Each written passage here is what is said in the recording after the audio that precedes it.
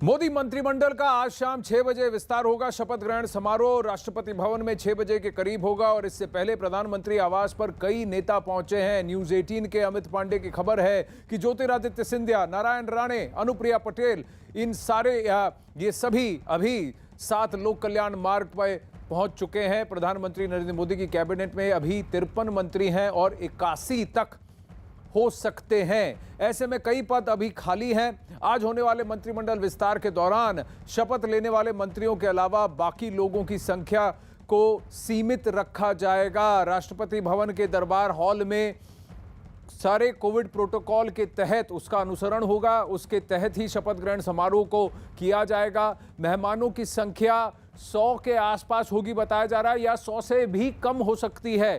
50 से ज्यादा नहीं होंगे, ऐसी भी खबरें आ रही हैं। राष्ट्रपति भवन के से विक्रांत यादव, प्रधानमंत्री आवास से अमित पांडे और रवि सिंह, और दिल्ली में ज्योतिरादित्य सिंधिया के घर से नीरज कुमार हमारे साथ जुड़ रहे हैं। अमिताभ सिन्हा से भी बात करने की कोशिश करेंगे। वरिष्ठ पत्रकार अंबिकानंद सहाय और स्मिता प्रकाश, ANI की एडिटर, उनसे भी हम बात करने की कोशिश करेंगे थोड़ी देर में। लेकिन मैं आपको बताना चाहूंगा कि 43 से ज्यादा नए चेहरे हो सकते हैं। ये 43 चेहरे जो हैं ये अभी 7 लोक कल्याण मार्ग पहुंच चुके हैं, जिनमें से बताया जा रहा है कि अब मोदी जी के मंत्रिमंडल में जो मंत्रिमंडल होगा उसमें कम से कम 47 ऐसे चेहरे होंगे जो कि SC, ST या OBC से होंगे। और शायद ये हाल में अगर देखा जाए तो सबसे युवा कैबिनेट होगा। नीरज हमारे साथ जुड़ रहे हैं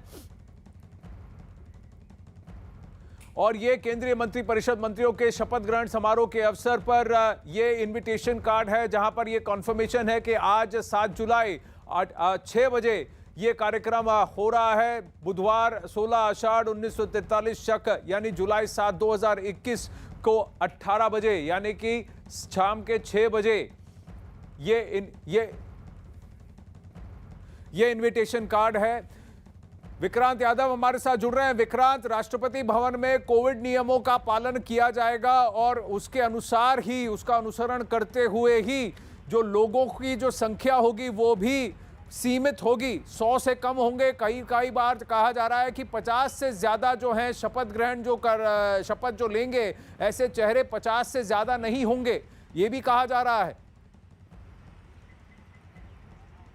देखिए बिल्कुल आनंद, इस समय तो हम हैं 7 LKM में, जो प्रधानमंत्री का आवास है, और जो संभावित मंत्री हैं वो इसी प्रधानमंत्री आवास के अंदर इस समय है। बाहर आप गाड़ियों की कतार देख सकते हैं, जो सुरक्षा की गाड़ियां हैं मंत्रियों और सांसदों की, जो प्रोबेबल सांसद बनने वाले हैं। एक बार मैं अपने दर्शकों को अगर बताना चाहूँ तो जल्दी से बता देता हूँ। ज्योतिरादित्य सिंधिया, सर्बानंद सोनोवाल, पशुपतिनाथ पारस, नारायण राणे, भूपेंद्र यादव, बीजेपी के जो महासचिव थे वो अब मंत्री बनने जा रहे हैं। उनके राजनीतिक कद को देखते हुए कहा जा सकता है कैबिनेट मंत्री बनेंगे। अनुप्रिया पटेल, कपिल पाटिल, मीनाक्षी लेखी, राहुल कसावा, अश्वनी वैष्णव, शांतनु ठाकुर, अनुराग ठाकुर, और इसके अलावा पंकज चौधरी, RCP सिंह जो JDU के अध्यक्ष हैं वो भी मंत्री बनेंगे कैबिनेट रैंक के। दिनेश्वर कामत, चंदेश्वर प्रसाद चंद्रवंशी, रामनाथ ठाकुर, राजकुमार रंजन, BL वर्मा, अजय मिश्रा, शोभा करंदलाजे कर्नाटक की बड़ी नेता रही हैं महिला कोटे से, वो भी इस बार मंत्रिमंडल का हिस्सा होंगी। अजय भट्ट उत्तराखंड बीजेपी के बड़े नेता हैं, सांसद हैं, वो भी मंत्री होंगे। जी किशन रेड्डी को इस बार प्रमोशन मिलने जा रहा है, और पुरुषोत्तम रूपाला जो गुजरात से आते हैं, जहां पर अभी चुनाव भी है, उनको भी प्रमोशन मिलने वाला है। तो 3 जो राज्य मंत्री हैं जिनके बारे में हमें जानकारी मिल रही है, उनको प्रमोशन मिलेगा। अनुराग ठाकुर, पुरुषोत्तम रूपाला, और इनको प्रमोशन दे करके अब ऊपर किया जाएगा। लेकिन ये बात सही है कि जिस तरीके से नाम सामने आ रहे हैं उससे एक चीज साफ होती है कि तमाम वर्गों की इसमें भागीदारी रहेगी। 43 हमें जानकारी मिल रही है कि 43 सांसद नए मंत्री बनाए जाएंगे। तो इसका मतलब जो प्रधानमंत्री ने पिछले दिनों आनंद समीक्षा की थी मंत्रालयों की, मंत्रियों के कामकाज की, उसका एक बड़ा असर देखने को मिलेगा। मंत्रियों के नाम भी कट सकते हैं जो अभी तक मंत्री हैं, वो एक बड़ी संख्या होगी, क्योंकि कुल मंत्री 81 हो सकते हैं। 43 कहा जा रहा है कि आज नए मंत्री होंगे। तो साफ है कि कुछ मंत्रियों को अपने पद को छोड़ना पड़ेगा। तो 2 कारण हो सकते हैं पद के लिए, एक तो उनका कामकाज और दूसरा सरकार से अब संगठन में जरूरत।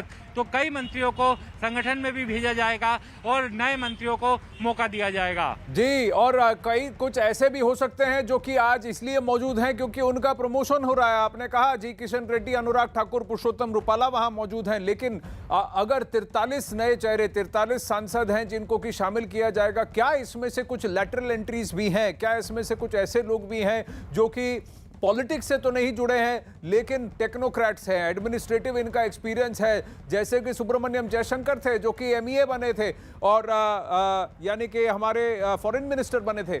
तो ऐसे क्या कुछ लोगों की एंट्री हो सकती है? और क्या हाल की कुछ सरकारों में देखा जाए, कम से कम पिछले 2-3 दशकों में अगर देखा जाए, तो क्या ये सबसे युवा कैबिनेट होगी, बनकर निकलेगी, उभरेगी? ये भी कहीं ना कहीं लोगों का कहना है कि शायद प्रधानमंत्री नरेंद्र मोदी के अंदर ये जो कैबिनेट विस्तार अब इसका होगा, इसके बाद शायद देश का सबसे युवा मंत्रिमंडल हमको देखने को मिलेगा। स्मिता प्रकाश जी हमारे साथ जुड़ रही हैं। स्मिता जी नमस्ते, आपकी उम्मीदें क्या हैं और आपको क्या लग रहा है कि किसका प्रमोशन हो सकता है और कौन है वो लोग जिनको शायद कहा जा सकता है कि अब आपकी जरूरत संगठन में है, आप मंत्रालय छोड़ें, मंत्री पद छोड़ें? कुछ लोग हैं जो कि डिजर्विंग है, जिन्होंने काम किया है। कई सारी बातें, खबरें यहाँ न्यूज़ 18 इंडिया पर हमें मिल रही हैं। कम से कम 47 ऐसे चेहरे हो सकते हैं जो कि SC, ST और OBC से आएंगे। 43 नए सांसद हैं जो कि आज शपथ ग्रहण समारोह में शाम को मौजूद होंगे, उपस्थित होंगे। स्मिता जी जी, पहले कहा जाता था कि ये सरकार जो है ये मिनिमम गवर्नमेंट और मैक्सिमम गवर्नेंस का जो इनका स्लोगन था उसके तहत चलेगी, लेकिन जिस तरह नाम आ रहे हैं, बहुत से नाम हैं, 43 आपके आंकड़े दिखा रहे हैं, 43 पीपल बीइंग टेकन इन। इसका मतलब है कि अब जो है एक गोल सामने है प्रधानमंत्री के लिए, एक मकसद है कि जो भारत की इकोनॉमी है उसे we have to bring it back on track, job creation हो जाए, या फिर जो सबका साथ सबका विकास जो उनका स्लोगन है उसके तहत चलेंगे। तो ये maximum governance with minimum government, इसको दरकिनार किया जाएगा, क्योंकि टैलेंट अगर लाना है 1.3 बिलियन पॉपुलेशन के लिए, अगर सभी सरकारी प्रोग्राम्स जो हैं उनके बेनिफिट्स अगर 1.3 बिलियन पॉपुलेशन को जाना है तो आप स्मॉल गवर्नमेंट को लेकर नहीं कर सकते हैं, क्योंकि इस मुल्क में सारे रिसोर्सेज जो हैं, ज़्यादातर रिसोर्सेज जो हैं वो सरकार के हाथ में होते हैं। तो अगर ये रिसोर्सेज को अगर डिस्ट्रीब्यूट करना पड़ता है तो एक मैकेनिज्म होना चाहिए, और उस मैकेनिज्म के लिए मिनिमम गवर्नमेंट के साथ वो नहीं हो सकता।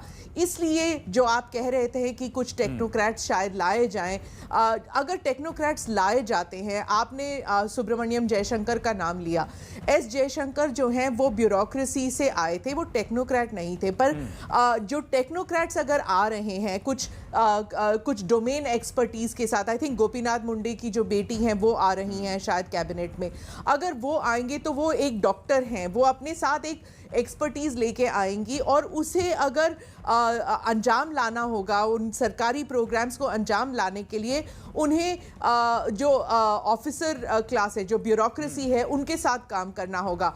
और इस सरकार के पास अब 2 साल है उसे अंजाम लाने में, क्योंकि जो आखिरी 6 महीने या 8 महीने रहते हैं, उन 8 महीनों में जो गवर्नमेंट है वो एक इलेक्शन मोड में चली जाती है। तो अब अगले 2 साल के लिए इस टीम को डिलीवर करना पड़ेगा, इसलिए एक्सपर्टीज, एक्सपीरियंस, इन दोनों का जो मिलन होता है वो इस कैबिनेट में देखने को मिलेगा, ये एक्सपेक्टेशन। जी, इस वक्त की खबर ये आ रही है कि बंगाल से जो केंद्र में मंत्री थी देबश्री चौधरी, MOS थी, उनको कहा गया है कि वो अपना इस्तीफा दे दें। तो लगता है उन्हें वापस कहा जाएगा कि या उन्हें कोई रोल दिया जाएगा संगठन में, और या बंगाल में जाकर और काम करने को कहा जाएगा। पर एक जैसा कहा जा रहा है कि कुछ ऐसे होंगे जिनको कि कहा जाएगा कि आप अपना मंत्री पद छोड़ दें। लेकिन स्मिता जी, एक और बात है कि कई सारे ऐसे वरिष्ठ मंत्री हैं जिनके पास अलग अलग बहुत सारे पोर्टफोलियोज हैं, कार्यभार उनके ऊपर इतना ज्यादा है कि कई सारे मंत्रालयों का काम जो है उसको सक्रिय करना, उसको ठीक से करना, कुशलता से करना भी आसान नहीं है। तो ऐसा है कि कुछ लोगों के ऊपर से, शोल्डर के कंधों पर से जो भार है उसको भी कम किया जाएगा। और आपको लगता है कि जो कोर कैबिनेट है, जो सीनियर मिनिस्टर्स हैं, उनकी भी शायद पोर्टफोलियो, उनकी भी जो भूमिका है उसमें भी शायद कुछ परिवर्तन हो, क्योंकि अब डिलीवरी की बात होगी अगले 2.5 साल में, जैसा आपने कहा कि अब इन्हें डिलीवरी करनी है।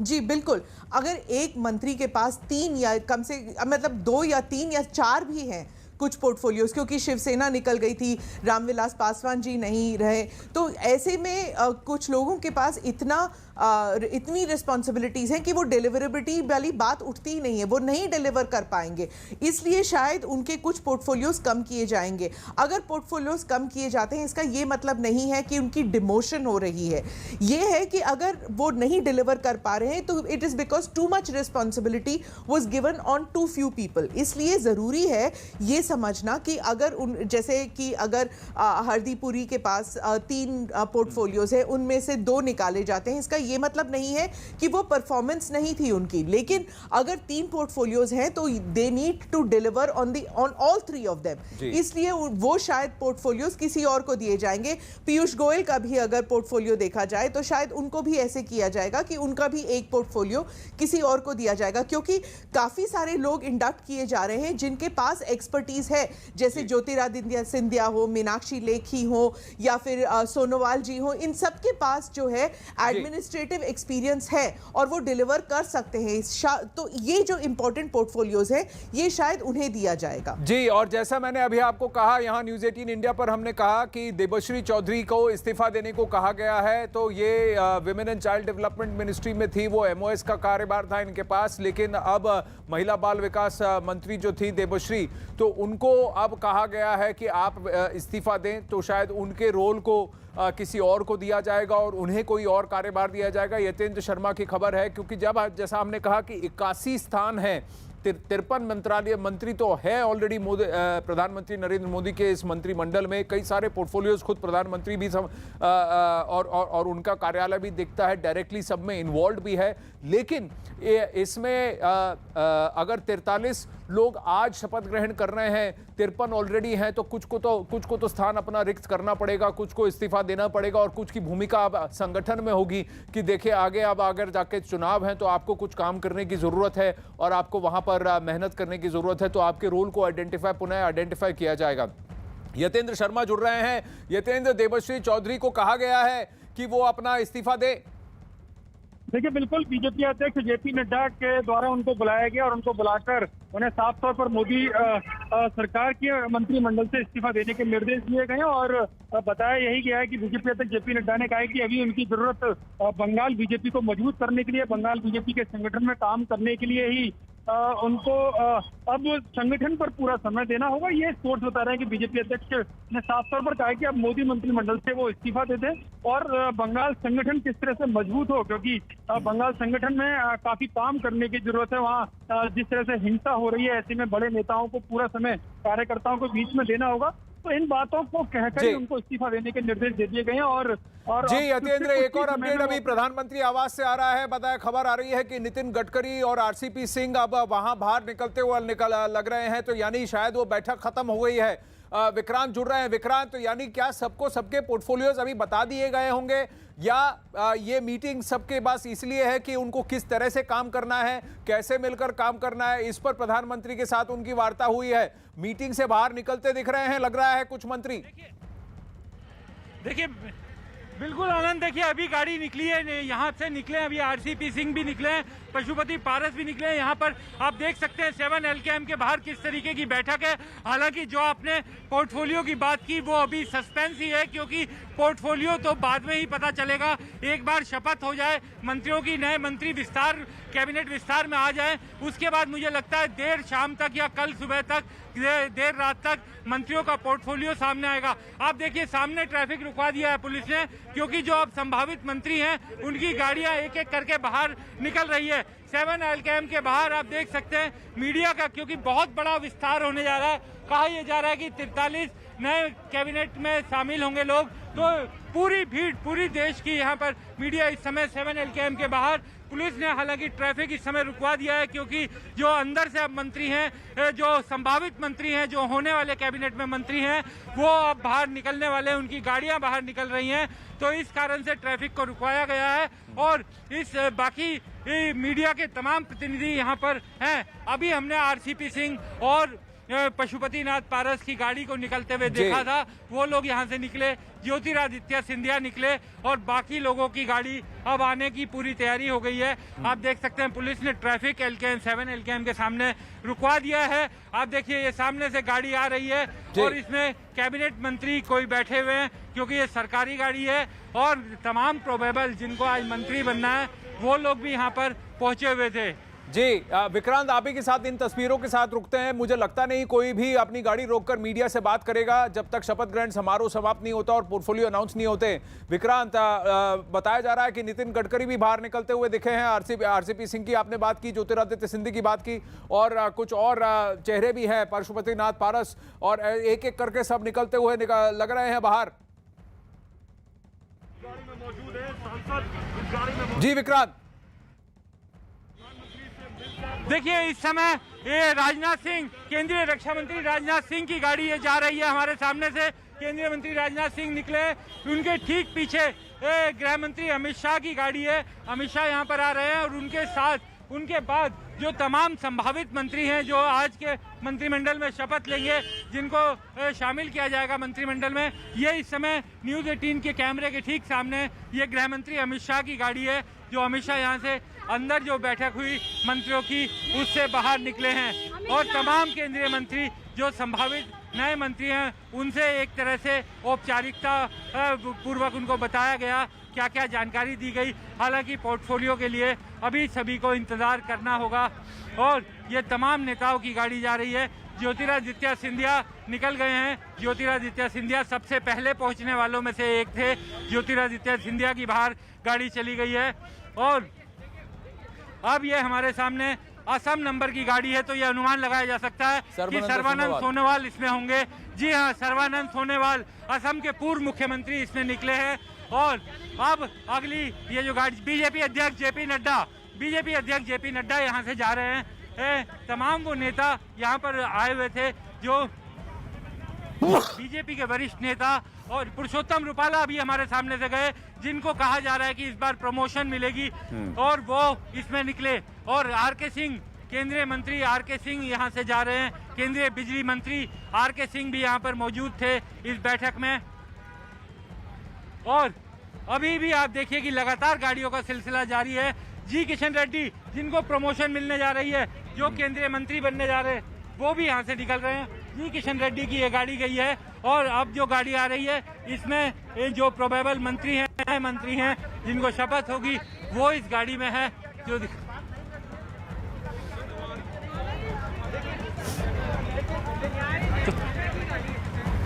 तमाम नेता निकल रहे हैं जिनको बुलाया गया था। और आनंद, मुझे बिल्कुल ऐसा, और ये अपना दल की गाड़ी अनुप्रिया पटेल से अनुप्रिया पटेल एक बार फिर अनुप्रिया पटेल माफ कीजिएगा, एक बार फिर से केंद्रीय मंत्रिमंडल में शामिल होने जा रही है अनुप्रिया पटेल। वो इस गाड़ी में थी। फिर 2014 में अनुप्रिया पटेल को केंद्रीय मंत्रिमंडल का हिस्सा बनाया गया था। 19 में हालांकि वो मंत्रिमंडल का हिस्सा नहीं बन पाई थी, लेकिन अब सामने उत्तर प्रदेश का चुनाव है। अनुप्रिया पटेल को शामिल किया गया है। बीजेपी अपने तमाम उन सहयोगियों को शामिल कर रही है जिनकी आने वाले समय में भी जरूरत है और चुनाव में उनकी बड़ी भूमिका रहेगी। जी विक्रांत, आप बने रहिए। एक एक करके सारे जो अब मंत्रिमंडल में जिनको शामिल किया जाने वाला है, जिनको शायद थोड़ा सा प्रमोशन या एलिवेशन होने वाला है, उन सबको वो सब एक एक कर बाहर निकल रहे हैं प्रधानमंत्री के निवास से। 7 लोक कल्याण मार्ग में वो ये मीटिंग जो है, ये बैठक जो है, ये समाप्त हो गई है। गृह मंत्री, रक्षा मंत्री, बीजेपी राष्ट्रीय अध्यक्ष जेपी नड्डा और उनके साथ साथ कई सारे जो चेहरे हैं वो अब एक एक कर बाहर निकलते हुए नजर आ रहे हैं। अंबिकानंद सहाय हमारे साथ जुड़ रहे हैं, वरिष्ठ पत्रकार स्मिता प्रकाश जी भी हमारे साथ हैं। अंबिकानंद सहाय जी इन तस्वीरों के साथ ही बने रहेंगे, लेकिन मैं आपका ओपिनियन चाहूंगा कि आपको लगता है कि ये जो विस्तार हो रहा है ये टाइम राइट है, सही टाइम पे सही समय पर हो रहा है, या इसमें कोविड की वजह से या फिर हाल के जो 6-8 महीने में जो कुछ भी डेवलपमेंट्स हुए हैं, गलवान हुआ, चीन के साथ जो संघर्ष हुआ, पिछले साल कोविड हुआ, उसकी वजह से ये ऑलरेडी कम से कम 6-8 महीने डिले हो चुका है?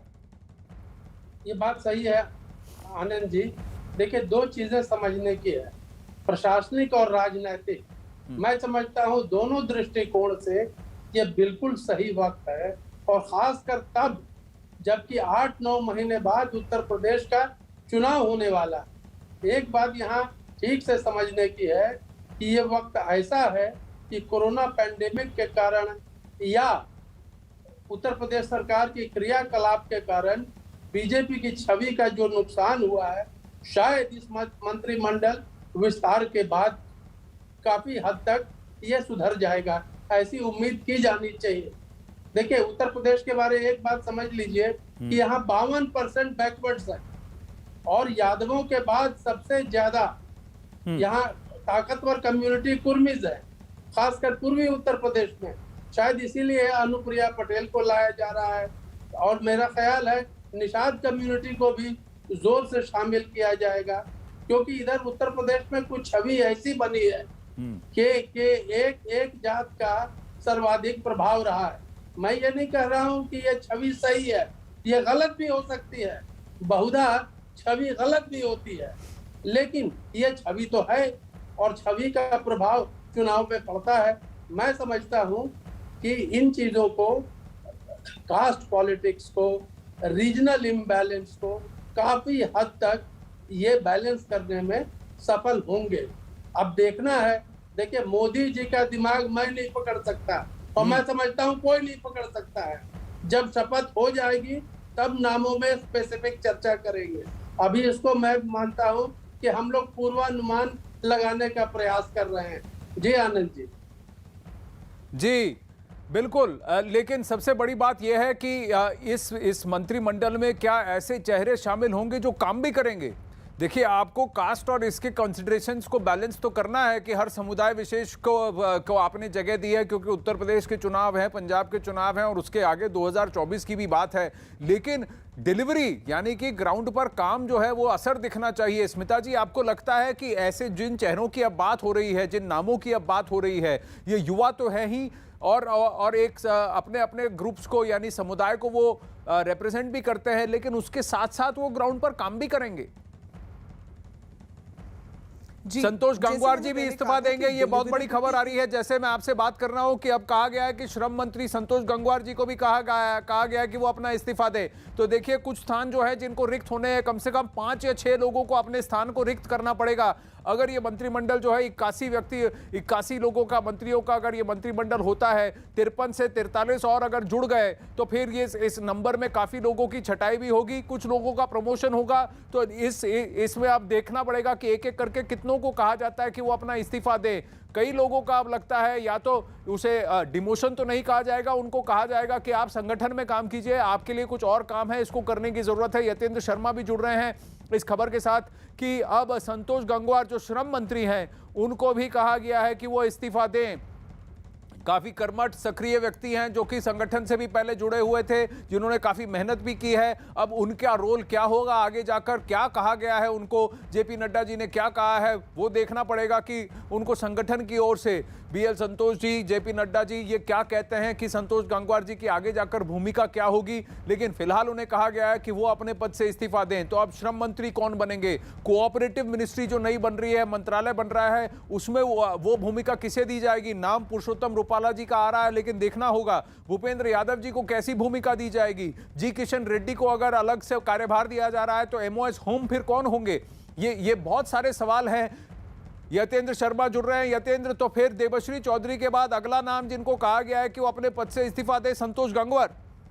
बिल्कुल, देवश्री चौधरी के बाद संतोष गंगवार को भी बोल दिया गया है कि उनको अपने केंद्रीय मंत्रिमंडल से वो इस्तीफा दे दें, उन्हें भी उत्तर प्रदेश चुनावों में संगठन की भूमिका में लाया जाएगा। इसके अलावा एक बड़ी खबर और आ रही है कि उत्तराखंड से जो केंद्रीय मंत्री हैं, उत्तराखंड कोटे से एचआरडी मिनिस्टर, शिक्षा मंत्री रमेश पोखरियाल निशंक, उनके भी इस्तीफे की खबर आ रही है। उन सूत्र बता रहे हैं कि उनको भी इस्तीफे के लिए बोल दिया गया है, क्योंकि वो काफी समय से बीमार चल रहे थे। कोविड भी उन्हें हुआ था, आफ्टर कोविड भी जो पोस्ट कोविड की जो दिक्कतें आती है वो भी उनको आ रही थी और अभी कुछ दिन पहले वो डिस्चार्ज हुए हैं। लेकिन काम करने की क्षमता को लेकर जो डॉक्टरों की एडवाइस है, उन्हें आराम करने की सलाह दी गई और शायद इसी पर अब माना जा रहा है कि रमेश पोखरियाल निशंक ने इस्तीफा दे दिया। इस तरह की खबरें आ रही हैं। हालांकि निशंक ने अपनी तरफ से कोई पुष्टि नहीं की है, लेकिन सोर्स यही बता रहे हैं कि उन्होंने इस्तीफा दे दिया। इसके अलावा केंद्रीय मंत्री जो उनके उत्तराखंड कोटे से अजय भट्ट को इसमें शामिल किया जा रहा है। तो ये भी एक कयास लगाए जा रहे हैं कि उत्तराखंड में भी जो चुनाव होने हैं तो ऐसे में भी निशंक को वहां पर लगाया जा सकता है। जी, उत्तराखंड में बहुत क्रिटिकल है, वहां पर बीजेपी की सरकार और फिर आपसी मतभेद भी है। वहां पर जो पार्टी का काडर है, पिछले 6-8 महीने के अंदर हम 3 मुख्यमंत्री देख चुके हैं। वहां पर तीरथ सिंह रावत, त्रिवेंद्र रावत, तीरथ रावत और अब फिर जो अब वापस उनको अब एक नए चेहरे को वहां पर लाया गया है। लेकिन सबसे बड़ी बात यह है, क्या उन्हें वापस उत्तराखंड जाकर संगठन को संभालने की बात की जाएगी?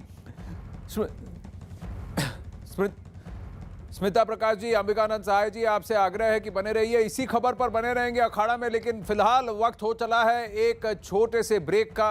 बने रहिए यहां हमारे साथ न्यूज़ 18 इंडिया पर।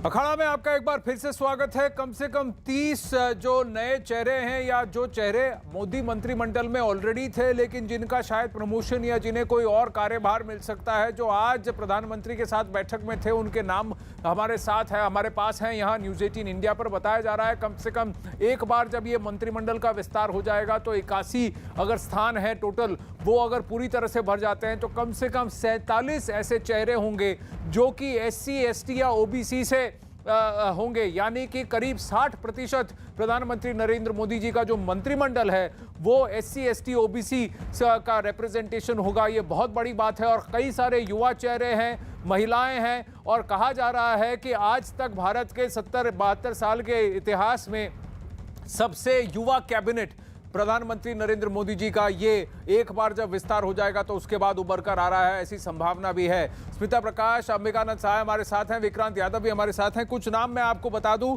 जो आज प्रधानमंत्री के साथ इस चर्चा पर मौजूद है, जहां चाय पी गई और कुछ बातें हुई और उसके बाद पिछले 15-20 मिनट से सभी नेता एक एक करके बाहर निकल चुके हैं। 14 मंत्री ऐसे हैं जो 50 साल से कम उम्र के हैं। सभी को राज्य सरकारों में काम करने का अनुभव है और उनको मौका भी दिया जाएगा। नए कैबिनेट में 5 पूर्व मुख्यमंत्री जो है, अमिताभ सिन्हा की हमारे साथ की खबर है, अमिताभ सिन्हा भी हमारे साथ जुड़ रहे हैं इस वक्त। उन्हीं से जान लेते हैं कि सबसे शायद युवा कैबिनेट हो सकता है। अमिताभ, कई सारे चेहरे जो हैं जो आज वहां पर पहुंचे हैं, ज्योतिरादित्य सिंधिया, सर्बानंद सोनोवाल, भूपेंद्र यादव, अनुराग ठाकुर, मीनाक्षी लेखी, अनुप्रिया पटेल, अजय भट्ट, शोभा करंदलाजे, सुनीता दुग्गल, प्रीतम मुंडे, शांतनु ठाकुर, नारायण राणे, कपिल पाटिल, पशुपतिनाथ पारस, RCP सिंह, जी किशन रेड्डी, पुरुषोत्तम रूपाला, अश्विनी वैष्णव, मनसुख मंडाविया, हरदीप पुरी, राजीव चंद्रशेखर, BL वर्मा, जिनसे विक्रांत ने बात भी की, निशित प्रमाणिक, प्रतिभा भौमिक, डॉक्टर भारती पवार, भगवत करण, SP सिंह बाघेल, किरण रिजिजू, RK सिंह। ये तो करीब 29-30 नाम है जो मैं अभी गिना रहा हूं। और भी लोग थे जो वहां मौजूद थे। विक्रांत यादव भी हमारे साथ हैं। विक्रांत, कई सारे ऐसे चेहरे निकल कर आए हैं जो कि ना ही युवा हैं पर कर्मठ भी हैं, जिन्होंने राज्य सरकारों में और अपने अपने प्रदेशों में जाकर काम भी किया है। और इनसे अब ये उम्मीद की जाएगी कि जो भी इन्हें कार्यभार दिया जाएगा उसमें वो डिलीवरी कर दिखाएं, क्योंकि अगले 2.5 साल ये उल्टी गिनती शुरू हो चुकी है, यूपी की ही नहीं पर 2024 की भी।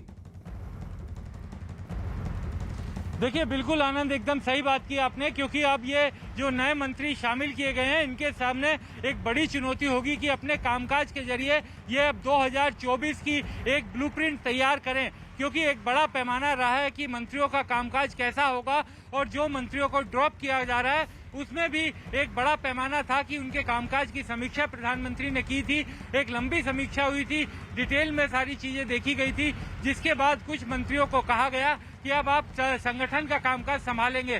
प्रधानमंत्री आवास पर बैठक समाप्त हो चुकी है। जो संभावित मंत्री हैं वो यहाँ से सभी जा चुके हैं। हमने कईयों से बात करने की कोशिश की, लेकिन अधिकांश मंत्री अभी नहीं बोलना चाहते, क्योंकि एक डेकोरम भी है कि प्रधानमंत्री का विशेषाधिकार है कि वो अपने कैबिनेट का, मंत्रालय का एक बार शपथ ग्रहण हो जाए, उसके बाद ही कोई मीडिया से बात करे। तो उसका लगभग सभी ने पालन किया, बात नहीं की। 1-2 लोगों ने बात भी की तो बहुत ही जनरल, उन्होंने कुछ इस बारे में बात नहीं की कि वो मंत्री बनने जा रहे हैं या नहीं बनने जा रहे हैं। लेकिन अब ये साफ हो गया है, जो चेहरे दिखाई दिए जो जी। मिलने आए थे प्रधानमंत्री से वो लगभग सभी मंत्री बनेंगे और भूपेंद्र यादव बीजेपी के बड़े नेता वो अब कैबिनेट मंत्री बनेंगे। शोभा करंदलाजे कर्नाटक की फायर ब्रांड नेता है, जी। अब उनकी केंद्र में भूमिका दिखाई देगी। अजय भट्ट उत्तराखंड के नेता हैं, उनकी अब भूमिका दिखाई देगी। तो 3 जो राज्य मंत्री थे उनको प्रमोशन भी मिल रहा है और कुछ ऐसे मंत्री हैं जिनका अब पत्ता साफ किया जा रहा है, उनको मंत्रिमंडल से हटा करके अब जी। संगठन के काम में लगाया जाएगा। जी, ऐसे कुछ नाम जो सामने आए हैं, संतोष गंगवार, रमेश पोखरियाल निशंक, सदानंद गौड़ा और देबश्री चौधरी, ऐसे 4 नाम जो अभी सामने आ चुके हैं यहाँ न्यूज 18 इंडिया पर। अभी अखाड़ा में हम आपको बता रहे हैं, इनसे कहा गया है कि वो अपना इस्तीफा दे दें और ये अपना इस्तीफा दे भी चुके हैं। अमित, कहीं ना कहीं अमित पांडे हमारे साथ हैं, रवि सिंह भी हमारे साथ हैं। अमित, कहीं ना कहीं अब ये दिख रहा है कि आगे का रास्ता क्या होगा। ये मार्ग नए भारत का को प्रशस्त करने का मार्ग है, जहां पर सबको ये कहा जाएगा कि आपके पास कार्यभार है, जाइए इसको करके दिखाइए। कोविड का काल हो गया, इस संक्रमण के समय हमने जो करना था सरकार ने सारी जिम्मेदारी ले ली थी, लेकिन अब कुछ लोगों के सर पर बहुत सारा भार डालने से अच्छा अब इसे डिवाइड कर दिया जाएगा। फिर भी अगर आप देखें, एक लीन मीन कैबिनेट लग रही है। जी बिल्कुल, आगे का रास्ता बिल्कुल साफ हो चुका है आनंद। जिसने परफॉर्म किया उसको पदोन्नति मिली, जिसने नहीं परफॉर्म किया उसको बाहर का रास्ता दिखाया गया और जिसकी संगठन में ज़रूरत समझी गई उसको संगठन में भेजा गया और जिनकी संगठन से मंत्रिमंडल में ज़रूरत हुई उनको मंत्रिमंडल बुलाया गया। तो एक विस्तृत मंत्रिमंडल की यहाँ पर रचना की गई है और इसमें इतना काफ़ी समय से विचार विमर्श चल रहा था, उसके बाद आज अंतिम रूप यहाँ पर दिया गया है। और ठीक उसकी झलक यहाँ पर पीएम आवास के बाहर आप देख सकते हैं कि जो मंत्रियों के लगभग जो लोग यहाँ पर बुलाए गए थे वो निकल चुके हैं। अब भी कुछ मंत्री जो हैं यहाँ पर मीडिया और सुरक्षा बलों का जमावड़ा है, कुछ मंत्री और हैं जो अंदर हैं, वो अभी थोड़ी देर में बाहर निकलेंगे। तो कुल मिलाकर एक पैन इंडिया अप्रोच, भारत के हर वर्ग के हिस्से को चुनने की कोशिश की गई। युवा मंत्रिमंडल रखा गया है और प्राथमिकता इस बात की दी गई कि जिसने परफॉर्म किया है वही मंत्रिमंडल में रहेगा, वही मोदी सरकार के विजन के अनुरूप काम करेगा। जी, और ऐसे भी लोगों को अब जिस तरह से शामिल किया जा रहा है, रवि सिंह भी हमारे साथ हैं, जो एज ग्रुप है वो अब कहीं ना कहीं एवरेज एज जो है वो 60 से कम लग रहा है। पूरे मंत्रिमंडल के विस्तार के बाद अगर देखा जाए तो शायद भारत के इतिहास में सबसे युवा कैबिनेट उभर कर आ रहा है। तो यानी कि आपको मेहनत करने के लिए आप में दमखम भी होगा, आप जाकर करिए, काम करिए और काम कर कर डिलीवरी करिए, क्योंकि यही बात है जो कि प्रधानमंत्री चाहते हैं कि आप काम करिए, विस्तार करिए और लोगों के लिए मेहनत करिए ग्राउंड पर। आनंद, फील्ड में उतरने की बहुत और सख्त जरूरत है क्योंकि पिछले 1.5-2 साल से करीब दुनिया ठप पड़ गई थी और सब कुछ वर्चुअल तरीके से चल रहा था क्योंकि तमाम जो पाबंदियां भी थी और बचा अभी इस दूसरे कार्यकाल का 2-3 साल जो बचा है, इसमें बहुत कुछ डिलीवर करना है। प्रधानमंत्री का जो विजन है, तमाम जो ऐसे जो वादे किए गए थे चुनाव में उनको पूरा करना है, पब्लिक की जो उम्मीदें हैं उस पर खरा उतरना है। यही वजह है कि कैबिनेट का विस्तार बहुत जरूरी है। इसमें न सिर्फ युवा चेहरों की जरूरत है बल्कि ऐसे भी चेहरे होने चाहिए जो अनुभवी हों, जो अपने अनुभव से युवाओं को कम से कम गाइडेंस दे सकें। इस बार युवाओं को तो तरजीह दी जा रही है, जैसे कि मीनाक्षी लेखी का जो नाम आया, हालांकि युवा तो नहीं है लेकिन मीनाक्षी लेखी का जिस तरीके से नाम आया है और यहाँ पर आई है। दिल्ली में ऐसा माना जाता है कि एक ही मंत्री जो 7 सांसद होते हैं, तो यहाँ पर एक ही सांसद को मंत्री बनाया जाता है। तो अगर मीनाक्षी लेखी को बनाया जाता है तो आखिर में हर्षवर्धन का फिर क्या होगा? हर्षवर्धन कंटिन्यू रहते हैं या नहीं रहते हैं, अभी ये कंफर्मेशन नहीं है। लेकिन सबसे बड़ी बात यह है कि तमाम जो चेहरे सामने आए हैं उनके सामने एक बड़ी चुनौती होगी कि अगले 3 साल में वो डिलीवर करें। वो डिलीवर करना बेहद जरूरी है, चाहे वो एजुकेशन के मामले में हो, चाहे वो हेल्थ के मामले में हो। तमाम ऐसे जो सेक्टर हैं जिसमें तमाम लोगों को उम्मीदें हैं, तो युवाओं के ऊपर एक बड़ा श्रम मंत्रालय संतोष गंगवार जी को कहा गया है कि इस्तीफा दे दें। Women and child development minister जो थी, जो स्मृति जी के अंडर काम कर रही थी, देबश्री चौधरी, उनको कहा गया है कि वो अपना इस्तीफा दे। एजुकेशन मिनिस्ट्री जो है वो अब रिक्त हो गया है, रमेश पोखरियाल निशंक। तो ये जिम्मेदारी किसको दी जाएगी? पहले प्रकाश जावड़ेकर जी थे, वो अब उनकी उनकी भूमिका अलग मंत्रालयों में है। कई सारे ऐसे चेहरे हैं विक्रांत जो कि सीनियर वरिष्ठ लीडर्स हैं जिनके कंधों पर इतना भार डाला गया है, कम से कम 2 या 3 मंत्रालयों का भार उन पर डाला गया है। तो क्या इसको भी, उनके भार को भी कम किया जाएगा और उनकी भूमिका को भी और सशक्त किया जाएगा? क्या जो कोर मिनिस्टर्स थे, जो टॉप के 8-10 मिनिस्टर्स हैं, क्या उनके पोर्टफोलियोज में भी अब फेरबदल की उम्मीद हम कर सकते हैं? इसमें से कितने होंगे जिनको कि इंडिपेंडेंट चार्ज दिया जाएगा, कैबिनेट रैंक दिया जाएगा, और कितने हैं जो कि एमओएस का स्थान जिनको मिलेगा, और इनकी भूमिका क्या होगी? बहुत कुछ मायने रखता है। स्किल की अगर बात करें, ये जो कोऑपरेटिव मंत्रालय जो नया बन रहा है, जिसमें बात पुरुषोत्तम रुपाला जी की आ रही है कि शायद उनको ये कार्यभार दिया जाएगा, बहुत इंपॉर्टेंट है ये सब। प्रधानमंत्री जी का जो रोड मैप है भारत के लिए और जो आत्मनिर्भरता का जो पिच किया है उसके लिए, इन सब में काम जाकर बहुत ज्यादा करना होगा, क्योंकि ऑलरेडी कम से कम 8 से 10 महीने जो है हम पीछे चल रहे हैं, क्योंकि कोविड की वजह से सब बंद हो गया था, सब ठप हो गया था। और ये कैबिनेट का विस्तार जो कि 2019 में होना था, अब 2021 में हो रहा है। देखिए आनंद, 2-3 चीजें हमें साफ दिखाई दे रही है कि जिस तरह से साफ पता चल रहा है कि 43 मंत्री होंगे, SC, SC, OBC, महिलाओं को, युवाओं को एक बड़ा प्रतिनिधित्व दिया जाएगा। जिस तरीके से लगभग तमाम खबरें सूत्रों के मुताबिक सामने आ रही हैं, मुझे लगता है कि जो सबसे बड़ी खबर होगी वो कैबिनेट विस्तार जब राष्ट्रपति भवन में होगा उसी समय पता चलेगी, क्योंकि प्रधानमंत्री नरेंद्र मोदी का ये काम करने का तरीका रहता है, जो सरप्राइज एलिमेंट, जो सस्पेंस एलिमेंट है वो बाहर नहीं निकल के आ पाता है। इस बार तमाम चीजें सामने आ गई हैं, लेकिन फिर भी मुझे लगता है कि इस कैबिनेट विस्तार की सबसे बड़ी खबर के लिए हमें शाम 6 बजे का इंतजार करना होगा। रही बात 8-10 बड़े मंत्रियों की, तो मुझे लगता है कि उसमें भी कुछ फेरबदल जरूर होगा और कुछ मंत्रियों के कामकाज जिनके पास अतिरिक्त प्रभार था वो तो हालांकि बांटा ही जाएगा, लेकिन कुछ मंत्रियों को संगठन के काम में भी लगाया जा सकता है, क्योंकि भूपेंद्र यादव पार्टी के संगठन से अब सरकार में आ रहे हैं, तो सरकार के भी वरिष्ठ मंत्रियों में से किसी को अब भेजा जा सकता है। जैसे निशंक की आपने बात की, केंद्रीय शिक्षा मंत्री की, उनकी तबीयत भी पिछले दिनों काफी खराब रही, कोरोना से 2 बार वो प्रभावित हुए, पोस्ट कोविड भी कई तरह के कॉम्प्लिकेशंस हुए, लेकिन उनको अब कहा गया है। सदानंद गौड़ा वरिष्ठ मंत्री हैं, बड़े मंत्री हैं, और अब उनको संगठन का काम करना पड़ेगा।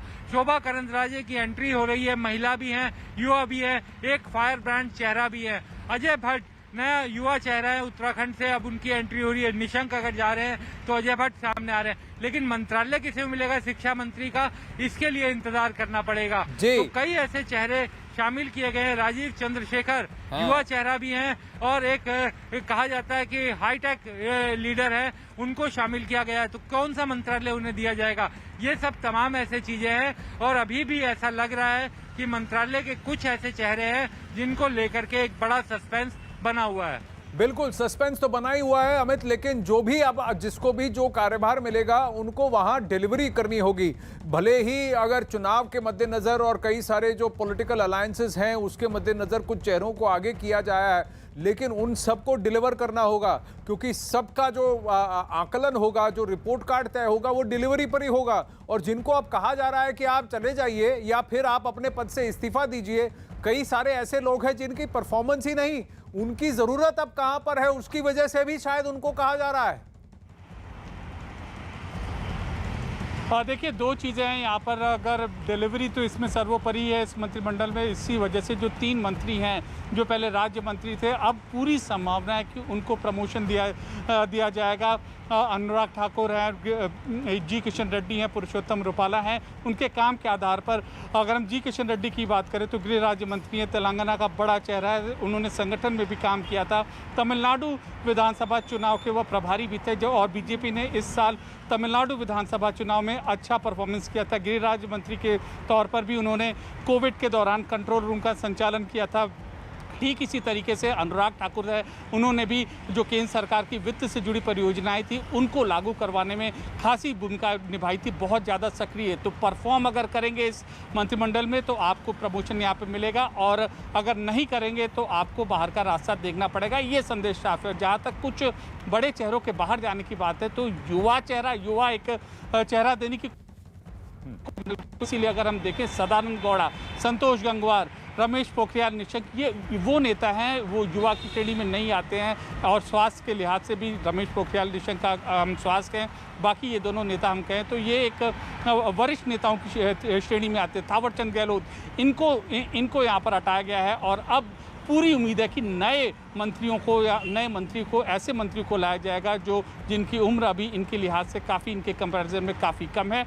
एक नया लुक दिया जाए मंत्रिमंडल को, सारे जो इलाके हैं उनको प्रतिनिधित्व दिया जाए, समाज के सारे वर्गों को भी प्रतिनिधित्व इस मंत्रिमंडल में दिया जाए।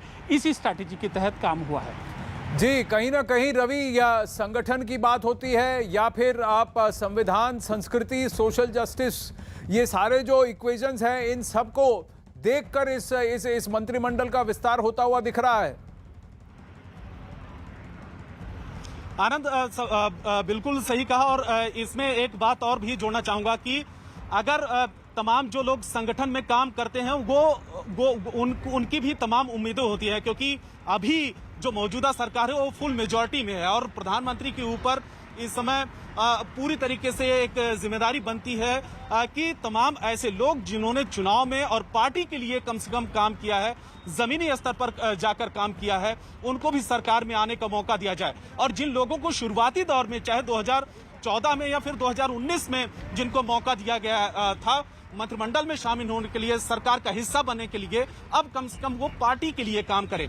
तो यही वजह है कि जो 4-5 चेहरे बाहर गए हैं और जिनको इस्तीफा देने के लिए कहा गया है, जो सीनियर मंत्रियों की लिस्ट में है, वो अब उनकी जिम्मेदारी और उनकी भूमिका अलग होगी। वो उसके लिए समीकरण ये भी है कि चाहे उनका परफॉर्मेंस का बेस देखा गया हो या फिर वो पार्टी के लिए काम करें, वो संगठन के लिए काम करें और जमीनी स्तर पर आके काम करें। और तमाम ऐसे जो लोग हैं जैसे भूपेंद्र यादव, वो पार्टी के लिए काफी समय से काम करते रहे हैं, जमीनी स्तर पर काम करते रहे हैं, कई राज्यों की जिम्मेदारी भी उनके सामने रही है, वरिष्ठ मंत्री हैं, नेता हैं। तो कम से कम वो सरकार में जब आएंगे तो एक नए जोश के साथ में काम करेंगे और इधर के जो मंत्री संगठन में जाएंगे उनके पास भी एक नया अनुभव होगा और नए जोश के साथ काम करेंगे। तो एक समीकरण बनाने की कोशिश की है कि जो सरकार में और संगठन में और संगठन वाले वो सरकार में आए और युवाओं को भी मौका दिया जाए इसमें। जी विक्रांत, तो अगर ऐसा कहा जाए कि संगठन, समुदाय, संस्कृति, इसी का समीकरण है ये जो नया विस्तार हो रहा है कैबिनेट का। देखिए बिल्कुल आनंद, और पूरा एक तरह से पैन इंडिया इसमें झलक भी दिखाई दे रही है, क्योंकि इसमें सभी राज्यों का क्षेत्रीय जातीय समीकरण का भी ध्यान रखा गया है। जो SC, ST, OBC समीकरण है उनका पूरा ध्यान रखा गया है। इसके अलावा इस मंत्रिमंडल में एज का पूरा ध्यान रखा गया है। मंत्रिमंडल की जो एवरेज एज है वो कहा जा रहा है कि वो कम होगी पहले के मुकाबले। तो ये तमाम ऐसी चीजें हैं जिसको देखते हुए ये कहा जा सकता है कि भविष्य का किस तरीके से कामकाज होगा और आगे का क्या ब्लूप्रिंट सरकार देने वाली है, इसकी तैयारियां करते हुए ये मंत्रिमंडल गठन किया जा रहा है। और इसमें ऐसे चेहरों को लाया जा रहा है जिनके साथ एक फ्रेशनेस भी आ रही है, नए लोगों को मौका दिया जा रहा है। और जाहिर बात है जब नए लोगों को मौका दिया जाएगा तो अगले साल के बड़े चुनाव, जो विधानसभा के बड़े चुनाव हैं जिसमें उत्तर प्रदेश भी शामिल है, उसके साथ साथ 2024 का चुनाव भी अब ज्यादा दूर नहीं रह गया है, क्योंकि एक बार उत्तर प्रदेश का चुनाव निपटेगा तो उसके बाद 2024 का माहौल बनना शुरू हो जाएगा। तो एक तरह से सरकार के कामकाज की अब एकदम कड़ी शुरू हो गई है कि मैदान में उतरना पड़ेगा और पिछले कोविड के समय में जिस तरह की रेस्ट्रिक्शन लग गई थी अब उससे आगे बढ़ना पड़ेगा। बिल्कुल बिल्कुल, जो काम करेगा उसे कार्यभार अवश्य मिलेगा। काबिल बनो, कामयाबी अपने आप तुम्हारे कदम चूमेगी, ऐसा ही लग रहा है। प्रधानमंत्री नरेंद्र मोदी की जो ड्रीम टीम है, आज शाम को 6 बजे शपथ ग्रहण समारोह है। कई लोगों को कहा गया है कि देखिए आप अपने पेपर डाल दीजिए क्योंकि अब आपको काम संगठन में करना होगा। कुछ लोगों को कहा गया आइए आपने काम किया है तो आपको आगे और कार्यभार मिलेगा। इसी पर खबरें जारी रहेंगी न्यूज़ 18 इंडिया पर। अखाड़ा में फिलहाल वक्त हो चला है आपसे नमस्ते कहने का। बने रहिए हमारे साथ। नमस्कार, आपके साथ मैं हूं अर्पिता आर्या। मोदी मंत्रिमंडल का आज शाम 6 बजे विस्तार होगा। न्यूज़ 18 के अमिताभ सिन्हा ने नए मंत्रिमंडल पर पूरी खबर दी है, जिसके मुताबिक नए मंत्रिमंडल में 130 करोड़ भारतीयों की आकांक्षाओं को पूरा करने की कोशिश की गई है। शपथ ग्रहण के बाद 12 मंत्री एससी समुदाय से होंगे, जबकि 8 एसटी समुदाय से होंगे। वहीं 27 ओबीसी समुदाय से होंगे, जिसमें 5 कैबिनेट मंत्री होंगे। तो इस पर नजर रहने वाली है। शाम 6 बजे ये मंत्रिमंडल का विस्तार होना है, लेकिन उससे पहले प्रधानमंत्री आवास में इन चेहरों का, जो संभावित चेहरे हैं मंत्री पद के, उनको बुलाया गया था, उनसे बातचीत हुई है, बाकायदा बैठक हुई है। और ये भी जानकारी मिल रही है कि 3 राज्य मंत्रियों का प्रमोशन भी होना है, जिसमें जी किशन रेड्डी, पुरुषोत्तम रुपाला और अनुराग ठाकुर, क्योंकि इन्हें भी बुलाया गया। किरेन रिजिजू का की कद भी बढ़ सकता है, मनसुख मंडाविया का भी प्रमोशन हो सकता है। तो ये सारे खबरें सामने आ रही हैं। इसके साथ साथ खबरें तो ये भी कि कुछ मंत्रियों ने इस्तीफा भी दिया है, जिसमें देवाश्री चौधरी, जो कि बंगाल से हैं, उन्होंने इस्तीफा दिया। बंगाल से केंद्र में मंत्री हैं देवाश्री, वो भी इस्तीफा दे सकती हैं। तो जब ऐसे में जब समीकरण बैठाना होगा, कुछ नए चेहरे लाने होंगे, तो जाहिर तौर पर इस्तीफे का दौर भी शुरू होगा।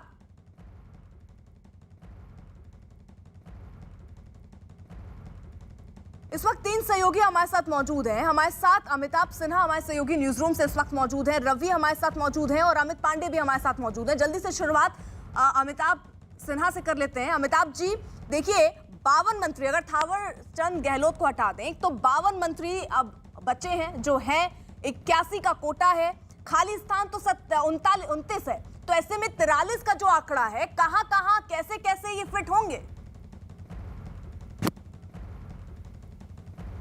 जिनके पास 4 मंत्रालयों का प्रभार है, तो अब आप उनमें नरेंद्र सिंह तोमर का नाम ले सकते हो। ऐसे कई मंत्री हैं, पीयूष गोयल का नाम ले सकते हो, जिनके पास 3 से 4 मंत्रालय हैं। तो मुझे लगता है कि जो ओवरबर्डन मिनिस्टर्स के हाथ से कुछ मंत्रालयों की कमान लेकर कुछ नए चेहरों के हाथ में सौंपा जाएगा, जिसके बारे में खुद प्रधानमंत्री कार्यालय और पूरी सरकार का यह कहना है कि एक ऐसा मंत्रिमंडल होगा जो पूरे 130 करोड़ भारतीयों की आकांक्षाओं को पूरा करेगा, जिसमें हर वर्ग, हर जाति, हर धर्म को बराबर का रिप्रेजेंटेशन मिलेगा, साथ ही साथ महिलाओं की बराबर की भागीदारी होगी।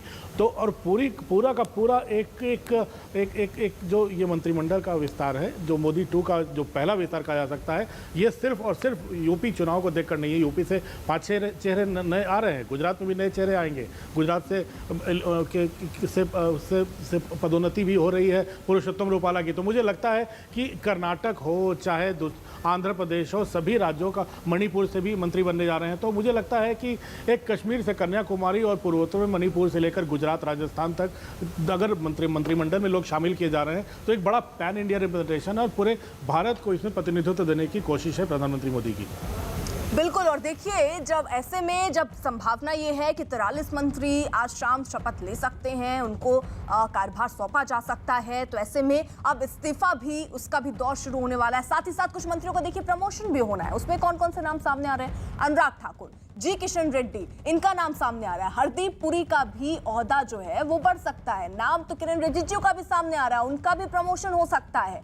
तो ये कुछ चेहरे ऐसे हैं जिनके काम के हिसाब से ये बताया जा रहा है कि उनको प्रमोशन मिल सकता है, जिनके, क्योंकि एक आपको याद होगा, बाकायदा एक रिपोर्ट कार्ड प्रधानमंत्री नरेंद्र मोदी ने मांगा कि कौन सा मंत्री किस तरीके का काम कर रहा है, अपने जो भी उनको डिपार्टमेंट सौंपा गया उसमें किस तरीके का काम हुआ है, उसको लेकर ही ये पूरी तैयारी की गई। और उसके बाद अब ये जानकारी कि 43 मंत्री जो है वो शपथ ले सकते हैं और 3 राज्य मंत्री का 3 से ज्यादा ही आंकड़े अब ये हो गए हैं जिनका प्रमोशन भी होना है। कई नाम भी धीरे धीरे देखिए जैसे जैसे दिन चढ़ रहा है, क्योंकि शाम को ही 6 बजे ये मंत्रिमंडल का विस्तार है। इसी तरह जानकारी मिल रही है कि कई ऐसे नाम जिनका प्रमोशन भी हो सकता है, तो कई ऐसे नाम भी है जिनकी कुर्सी भी छिन सकती है। कुछ नाम उसको लेकर भी सामने आ रहे हैं और ये जानकारी तो ये भी मिल रही है कि 10 से 12 मंत्री ऐसे हैं जिनको हटाया जा सकता है। साथ ही साथ यूपी बिहार के कुछ मंत्रियों की भी छुट्टी हो सकती है। ये सारे देखिए कयास है, ये सारी संभावनाएं हैं जिस पर अभी बात हो रही है। ड्रीम टीम जो है ये प्रधानमंत्री ने तैयार कर ली है, लेकिन प्रधानमंत्री ने क्या तैयार किया